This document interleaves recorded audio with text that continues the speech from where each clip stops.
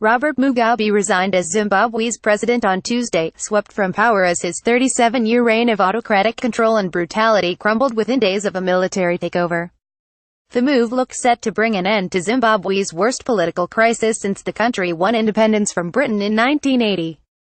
The bombshell announcement was made by the Speaker at a special joint session of Parliament, which had convened to impeach the 93-year-old who has dominated every aspect of Zimbabwean public life for decades.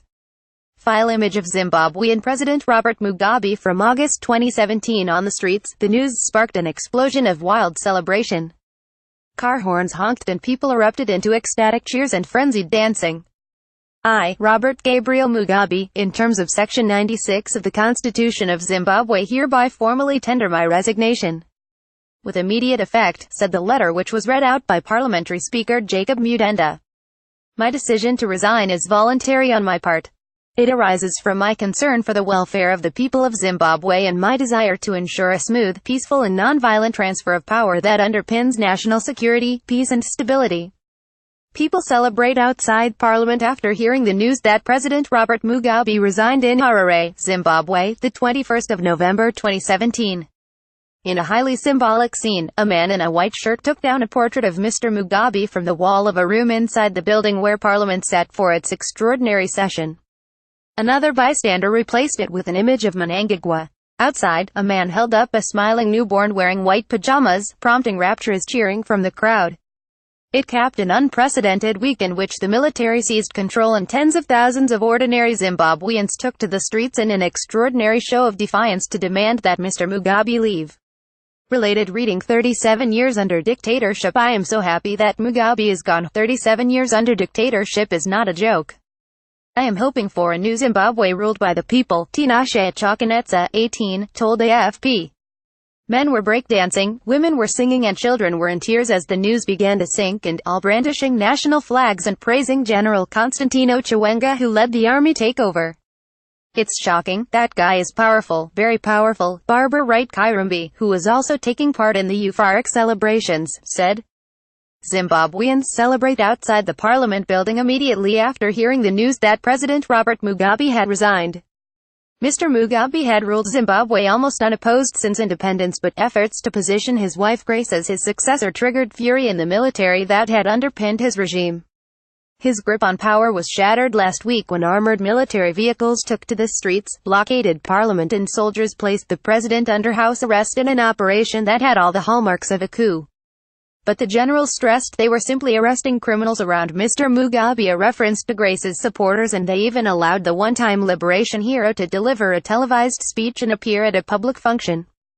As the crisis grew, the ruling ZANU-PF party, an instrument of Mr. Mugabe's ruthless decadist-long rule, removed him as party leader and began parliamentary proceedings to have him impeached. The man had run out of options.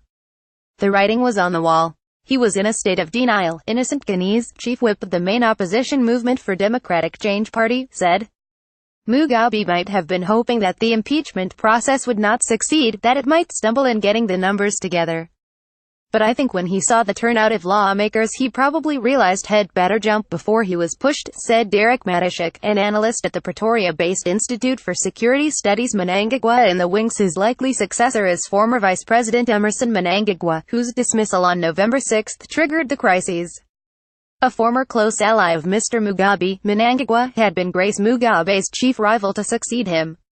Grace has not been seen since the start of the crisis. However, under Zimbabwe's constitution, it is second Vice President Felakazela Mphoko who would ordinarily take over as head of state. I think we're going to see Emmerson Mnangagwa sworn in very quickly. As far as I understand, Mphoko is not in the country. Then, the cabinet should meet if there is no president or vice president, and appoint one, said Matashik, the analyst. Ghanese, the opposition politician, agreed, suggesting that the ruling party could appoint a successor in less than 2 hours. The resignation of Robert Mugabe provides Zimbabwe with an opportunity to forge a new path free of the oppression that characterized his rule. https://coldc2zua, Theresa May at Theresa_May. November 21, 2017. British Prime Minister Theresa May said the resignation gave Zimbabwe an opportunity to forge a new path free of the oppression that characterized his rule. The United States Embassy in Harare described it as a historic moment for Zimbabwe. U.S. Secretary of State Rex Tillerson called the change overdue and echoed Ms. May's call for Zimbabwe to set a new path. With the resignation of Robert Mugabe, today marks a historic moment for Zimbabwe. We congratulate all Zimbabweans who raised their voices and stated peacefully and clearly that the time for a change was overdue, he said in a statement. The United States strongly supports a peaceful, democratic and prosperous Zimbabwe.